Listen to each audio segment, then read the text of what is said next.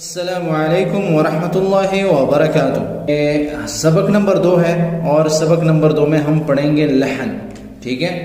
عربی میں اس کا لکھا ہوا ہے ہیڈنگ کہ اللحن فی القرآن الکریم۔ تو لحن جو ہے اس کے لغوی معنی ہیں غلط ہونا یا غلطی کرنا، ٹھیک ہے، یا اچائی سے ہٹ جانا۔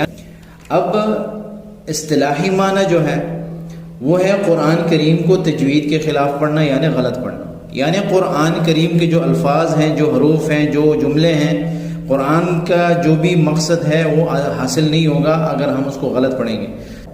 عرب تو اہل زبان ہے، اب عرب کی بات ہو رہی ہے کہ عرب تو اہل زبان ہے، ان کو تو کوئی مشکل نہیں ہوتی، کیونکہ وہ تو پہلے قرآن پہ شروع میں قرآن پہ نقطے نہیں تھے، ٹھیک ہے، نقطے ہوتے ہیں، اور قرآن پہ زبر زیر نہیں تھا، اعراب نہیں تھے۔